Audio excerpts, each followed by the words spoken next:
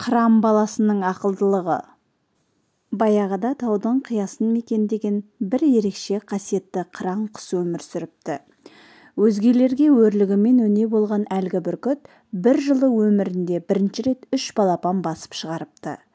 Балапандардың қанаты қатайып, ұясынан ұшып шығуына аз уақыт қалғанда бүркіт 3 балапанын уысына қысып, теңіз төсіне алып шығыпты.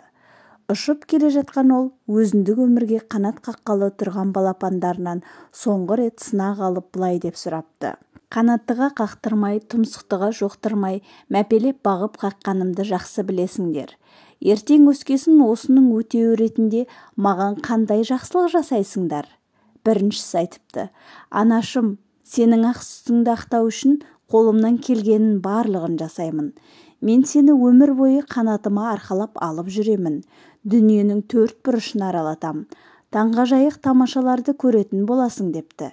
Сонда бүркіт басын шайқап, уысындағы балапанын теңізге тастап жіберіпті. Сосын екіншісіне бұрылып: «Ал сен не айтасың?» Екіншісі айтыпты: «Анашым, мен сені ел аралатып босқа өре қылмаймын. Ғаламның барлық кереметін алдыңа келіп беремін. Ішкенің алдыңда, ішпегенің артыңда болады» депті.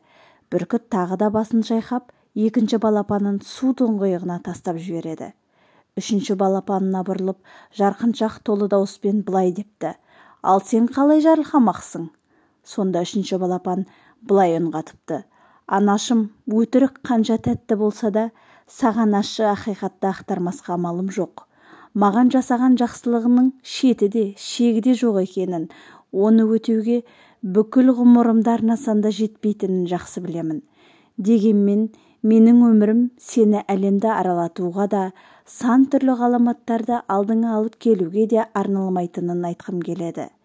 Мен сенің маған жасаған жақсылықтарыңды өз балапандарыма жасау үшін өмір сүретін боламын».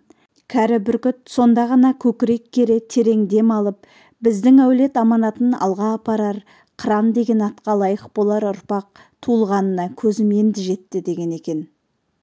Менің әңгімемді соңына дейін тыңдаған оқырмандарыма алғысым шексіз. Менің каналыма жазылып, лайк басуды ұмытпаңыздар.